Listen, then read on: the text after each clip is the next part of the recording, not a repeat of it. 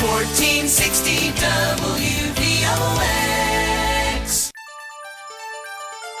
Now, live from Whitney Media, 1460 WVOX, the Greenburgh Report, with Greenburgh Town Supervisor Paul Feiner.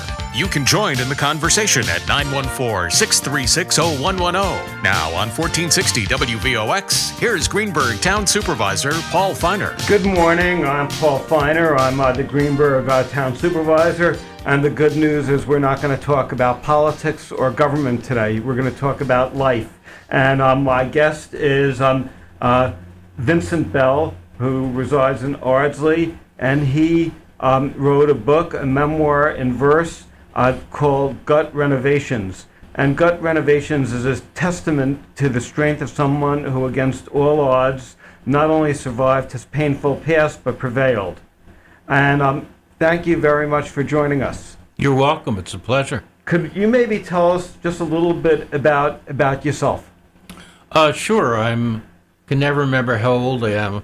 I'm either 76 or 77. I was born in Manhattan. Grew up there, went to school in New York City, and moved to this part of Westchester about 30 years ago. I have 2 grown kids. I have 3 grandchildren. And I've been writing basically since I was 10 or 11. And have you written other books? No, this is my first book.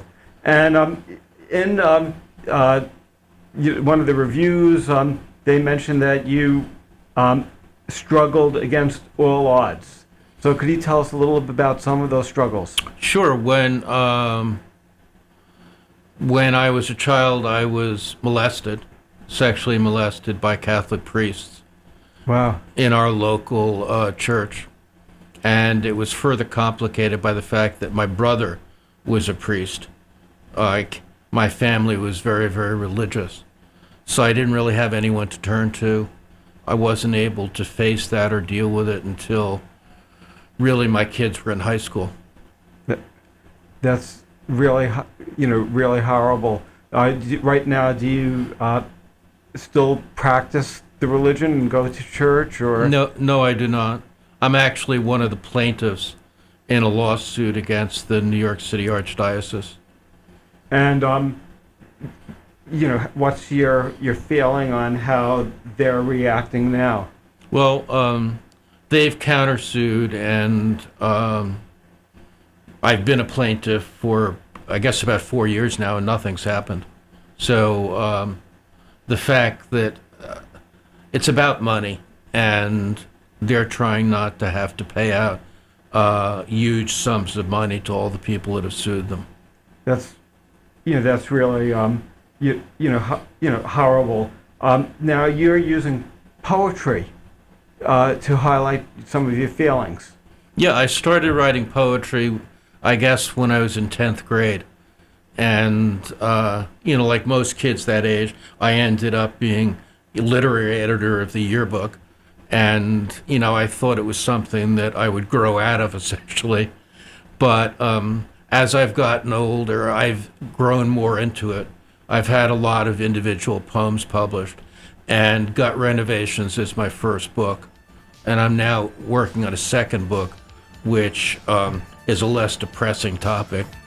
Great. We have to take a break, and my guest is Vincent Bell of Ardsley, who wrote a book, Poetry, Gut Renovations. How do people get it? They can buy it from Amazon. That's great.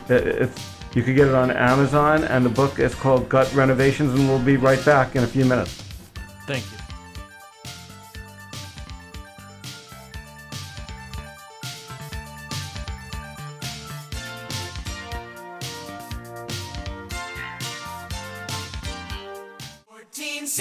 WVOX. Now back to the Greenburgh Report on 1460 WVOX. Once again, here's Greenburgh Town Supervisor Paul Feiner. Morning, everybody. I'm Paul Feiner. I'm the Greenburgh Town Supervisor, and my guest is Vincent Bell of Ardsley, who wrote a book called Gut Renovations, poems by Vincent Bell, and you could get the book on Amazon. And his poems in the book are straightforward, courageous, and gutsy, because other people have said they're bold, brave, and worth reading because he's speaking from the heart and highlighting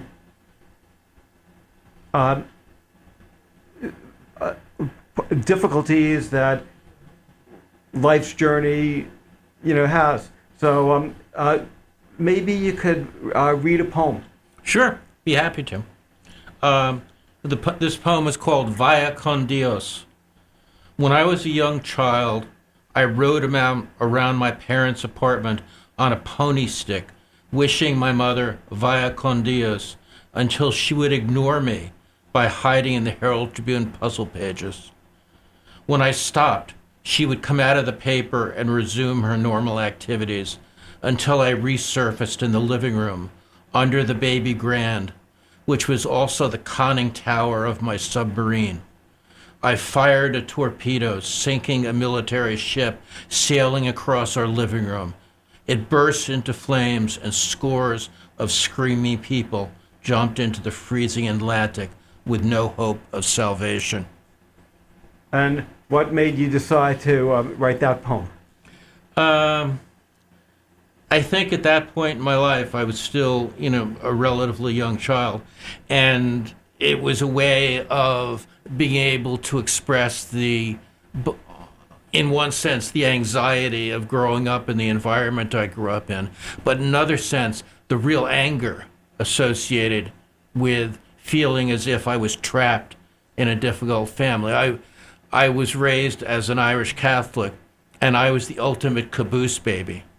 My siblings were 20, 25 years older than me. So I grew up in an environment where I just thought there were adults. So I remember when I just met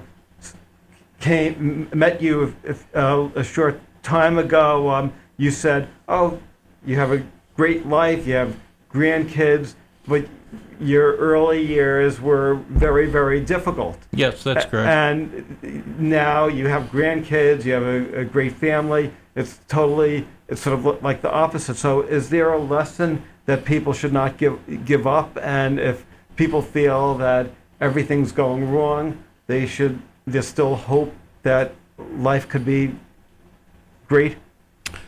I think the answer to your question is more complex than that. I mean, most people wouldn't have survived the type of situation that I grew up in. I mean, especially lately, the number of suicides and drug addictions have increased dramatically in terms of young people. I came from an advantaged family, so I spent a good portion of my life in psychotherapy. And I think that's one of the reasons that, I turned out to, if you can describe anyone as normal in this world, I'm within the normal range. But I'm very lucky. I mean, my wife is incredibly supportive, and my kids are really nice, and my grandkids are really nice. My daughter gave birth in the middle of the night, so... congratulations. Thank you. I took a cold shower before coming here. That's great. One of your poems is called Lock My Mind, and you mentioned that when you were a little boy, you actually wanted to not live. That's correct. I thought about suicide, and in the poem I talk about, the way I frame it is I realized I was too young to commit suicide. I didn't know how to do it. I mean, it was a concept or something that I had seen on TV. And you were only, according to this poem, you were, I think, only about 8 years old? Yeah. So, and at that time, when you were growing up, they didn't have the mobile crisis teams and all the support for most people. None of those things existed when I grew up. I mean, I'm 77. You can do the math. It was a long time ago. I'm a child of the 50s. Wow. Could you read another poem? Sure. And again, I want to let people know that if they want to purchase the book, it's Gut Renovations, Poems by Vincent Bell, and you could get it on Amazon. Great. This poem is called Weekday Routines. On the way to school, past the convent, I carried a school bag with my glasses, undone homework, and a fried egg sandwich on white toast dripping with butter. I walked over metal sidewalk doors, hiding the stairs down to tenement basements. At First Avenue, I joined kids outside the candy store, licking colored dots off strips of white paper and sucking colored liquids from small wax bottles. We were third grade junkies. In the church, I scrambled to sit with my class. Rows of boys, then girls, with a nun in the back, punctuating the paragraph. The Mass was theater. Bells, processions, costumes, burning incense, and bowing led to the consecration. Then we went to our classrooms to eat our egg sandwiches. How long does it take you to write a poem? It kind of depends upon the individual poem. Sometimes when things are going well from a writing point of view, they kind of like appear in my head. And some days it's no more complex than sitting down and writing what's in my head and then, rewriting it and refining it. There are other times most times, I know I want to write a poem about a specific topic, and I can sit there and try and write about that topic for days and not get anywhere. And are you a member of like a writer's group? Yeah, I've been in the same writers group for quite a few years. We meet every Friday. Matter of fact, this is one of the first times I will miss the writers group. And what's the name of the group? It's at the Hudson Valley Writers Center. Great, we have to take another break, and then we'll be back, and we're going to talk to Vincent Bell about his book, Gut Renovations, which is available on Amazon. I'm Paul Feiner, Greenburgh Town Supervisor.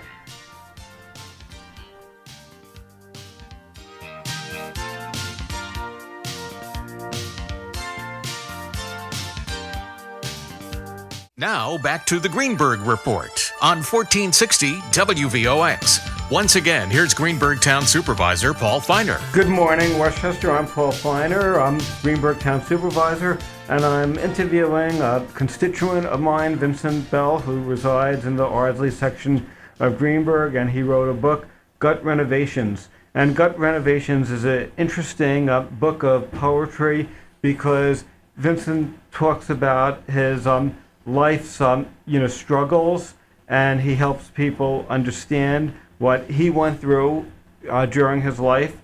And one of the reviewers said, in confronting your own pain, you're helping people see ourselves. Would you think that's accurate? I think it is accurate. I wish it was more accurate. Sexual abuse is still something that society is not willing to face front on. I mean, as more and more stories, the Catholic Church is all over the papers with sexual abuse problems, but it also goes into Jewish organizations. It's all over the place. It's one of the great things that society still wants to hide.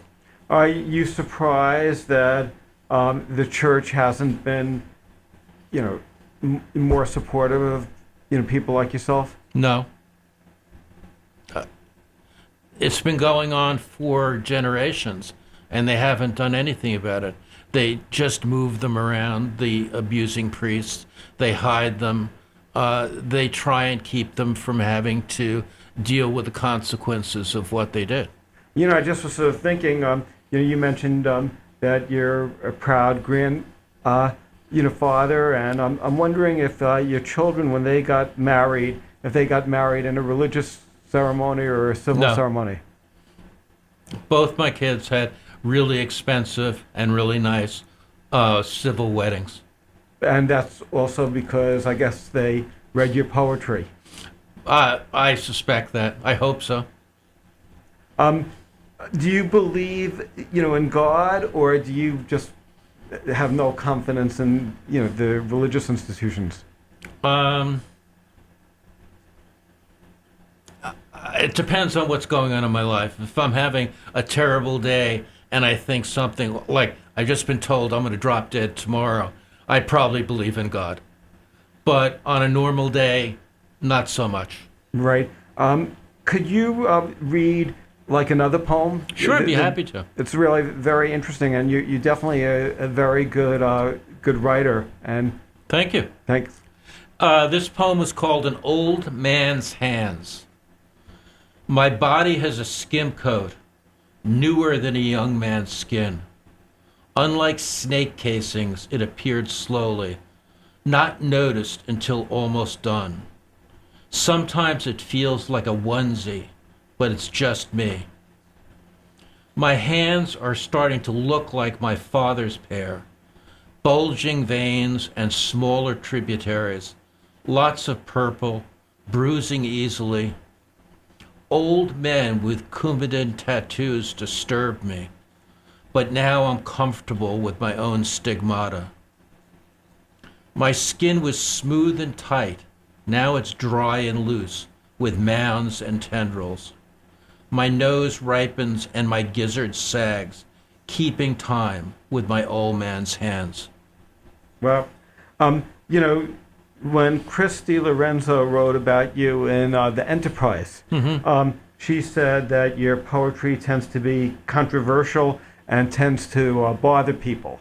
Do you feel that when people get this book, they'll read it and be more depressed, or will it basically enable people to reflect on some negatives and figure out ways of improving their lives? I hope the latter.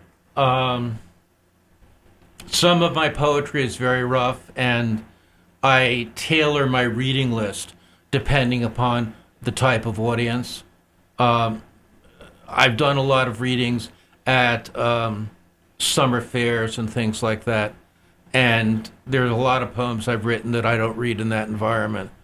I hope that I have been able to help some people out there, make them understand that the key to saving themselves, because they have to do it, is to recognize what happened and accept it in a sense of owning it as part of experience and not keep it hidden in your soul. So I guess when you got the therapy when you were growing up, that basically helped you overcome some of the obstacles you faced. I think it helped me a lot, but I moved out of my parents' house when I was 18 and never lived there again. I went for a very different life. I went to NYU so I could rebel by taking the Lexington Avenue subway down to the village. When you speak to your wife or your children about your experiences, how do they react? They've been incredibly supportive. It actually it surfaced essentially years ago when my kids were in high school, when we were watching an Oprah show. And I can't remember the guy's name, but he's a very successful producer now, was on Oprah talking about the abuse that he experienced when he was a child. And I remember sitting there with my kids, and I was just crying, and they were holding my hand and hugging me. That was the cap on the saving process for me. Do children of victims, I know, for example, the children of Holocaust survivors, there's like an impact on their lives. Do you think that children of parents who have been, say, sexually abused, that there's an impact on their lives as well, second generation or third generation? There's no question. We were at the Harrison Pool, because my daughter lives in Harrison, over the weekend, and having an absolute wonderful time with all the kids, and all my grandchildren were there. And I noticed that there was a guy on the other side of the kiddie pool that was just standing there taking photographs of the kids in the kiddie pool. And I watched him for a while. He didn't seem to have a kid with him or a wife with him or anything. And as soon as I realized what was going on, I wanted to kill him. Wow. And, I realized that my family would have thought that that was probably an overreaction to the situation. But the simple answer to your question is, in a way, you never get over it. And what about your children? How did they react? How do they? Are they influenced by your life story? I think that they have built into their adult DNA, they have a kind of concern about the issue. I think they're more aware of it. And I think that's really good. I tried as much as I could, and I'm sure I wasn't perfect at it, when they were growing up, not to turn them into people that were crazed about this. Right. And it must have been difficult being a parent also, after you go through. It was. I remember when we had my daughter confirmed, when we were still doing that. It was in Riverdale. I remember the priest. And a couple of years later, I read in the New York Times that he was arrested for child abuse. It stopped my day. I didn't know what to do. Gosh, could you read another poem? Sure. Yeah. I love reading my poems, so. Condiments of life. On gray days towards the end of spring, I can smell the rain. Plants seem to grow too quickly. For the last few years, birds have built nests in a bush outside my living room window. Last year it was doves. This year they're very secretive. I haven't seen any birds or even deliveries of nest twigs. But it's almost finished. They must be working at night. The chair where I read allows a perfect vantage point.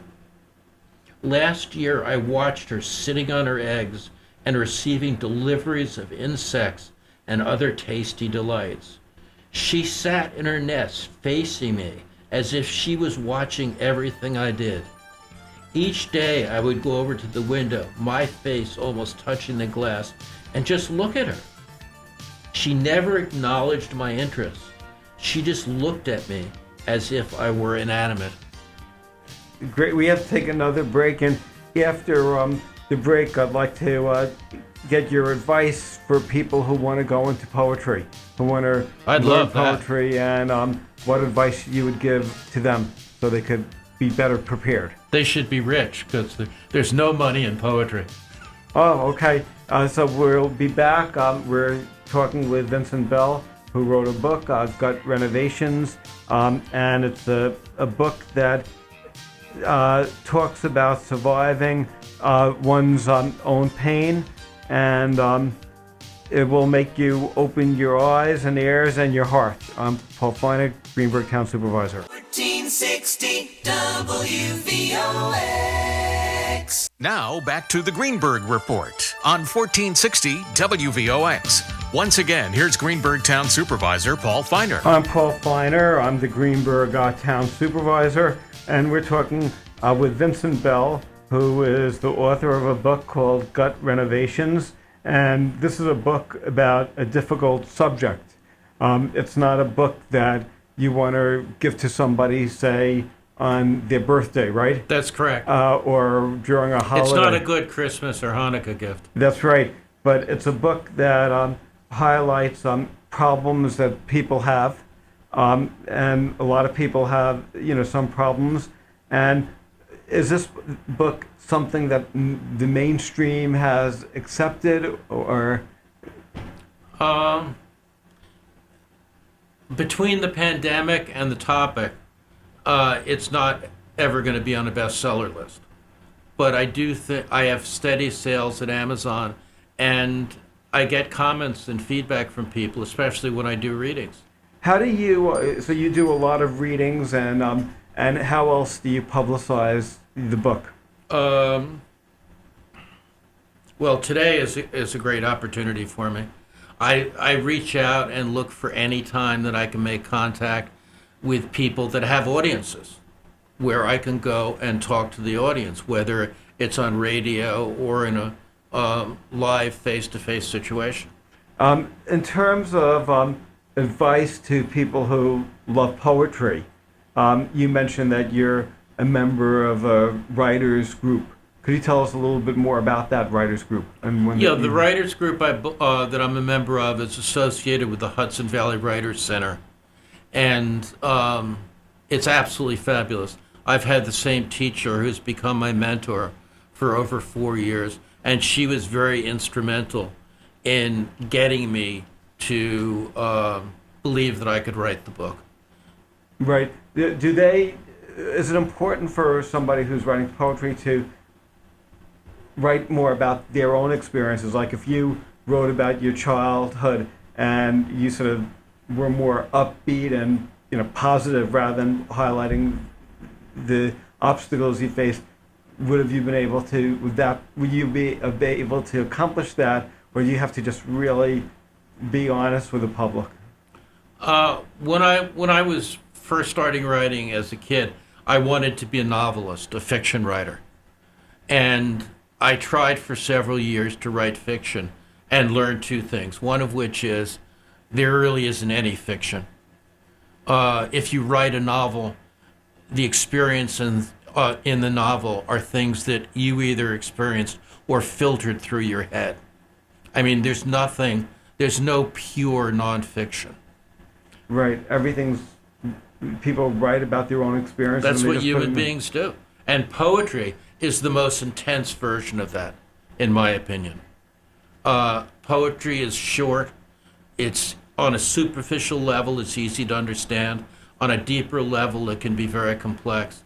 But for me, it's so rewarding. It's so lovely. I cry sometimes when I'm reading because I remember the things that were going on in my life, and I just feel the words so intensely. That you even wrote about there's on page 50 of your book. There's something about a breakup with a girlfriend. Could you read that? Sure. That's an experience that everyone's had. Right. Maybe break up with boyfriend too. And so it's 5-0. Yeah, 5-0. It's part of a longer poem, but that's okay. After a bad breakup with a girlfriend, I used more and more and we're talking about drugs right now. I used more and more and was worried about becoming a junkie, getting caught and going to jail. Strung out, I couldn't sleep. I went to my brother, a former priest. He gave me sleeping pills, which I took that night. After mixing with everything in my system, I knew that if I slept, I would never get up again. I didn't want to die that night. So I walked back and forth in my apartment, drinking coffee until I vomited. I went to sleep after the sun came up. I then managed my drugs and alcohol better, so I appeared to be normal, even under close review. Wow, so that's your stories don't hide your experiences. I want my readers to get their money's worth. And when I speak to you, you're smiling and seem to have a very upbeat personality. I'm a survivor. I made it. But I know a lot of people that didn't. So, you could go to like any school, whether it's Ardsley, anywhere. There's some kids who also probably are having troubled childhoods. And there's no question of that. But not me. Ardsley is a wonderful place. I've lived there forever. Yeah. But there's no question that in a town like Ardsley or Scarsdale or wherever in Westchester, this stuff is still kept behind curtains.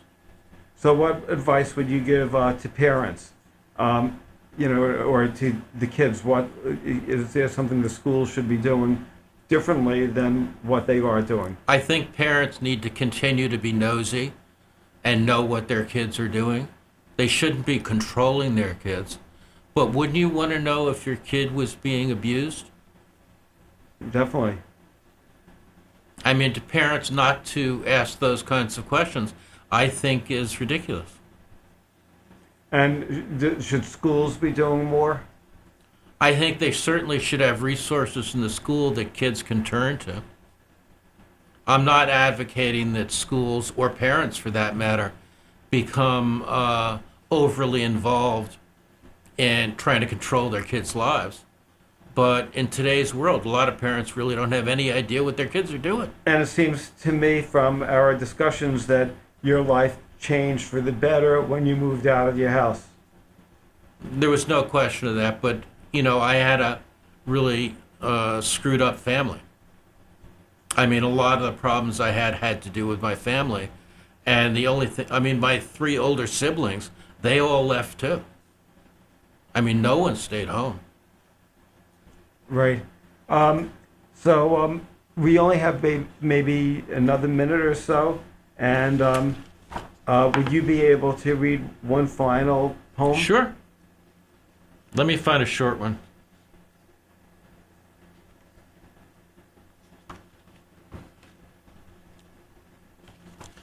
There's a poem called Muted. I started writing poems as a kid to help me manage my mind. It was so important for me to matter. After graduate school, life caused my silence. Marriage, children, an MBA, and an intense career, all compressed together, making me miss much.